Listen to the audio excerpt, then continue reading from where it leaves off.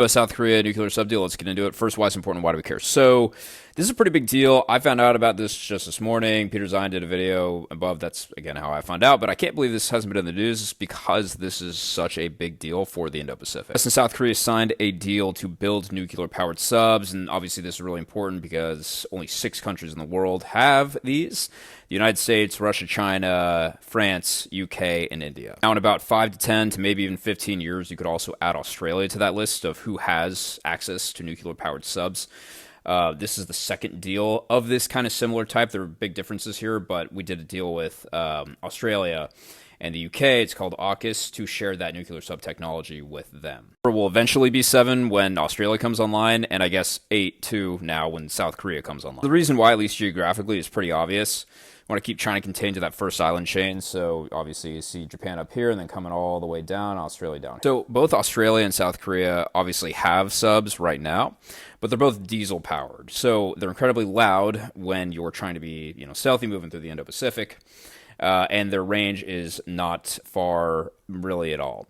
Nuclear-powered submarines give you the ability to travel as long as you want, barely having to resurface, and are incredibly quiet. South Korea specifically is interesting because we talk a lot about the reindustrialization, rebuilding manufacturing capacity here in the United States. Obviously, China has an immense amount of that currently, and of course, there's ties into World War II, and obviously, back then the U.S. was the world's manufacturing center.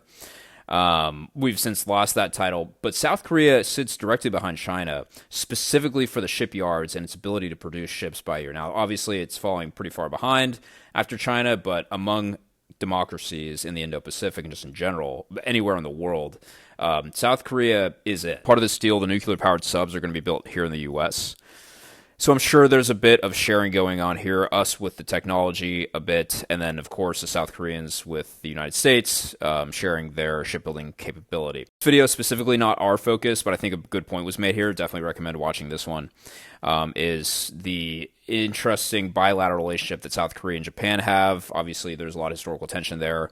And then you expand that out further, the trilateral relationship between us, South Korea, and Japan. Why didn't we give this technology to Japan as well? Well, the Japanese, and this isn't said in this video, but the Japanese have a very strong and always really have blue water navy. So, the technical capabilities they don't really need. It's kind of strengthening the lesser power of South Korea.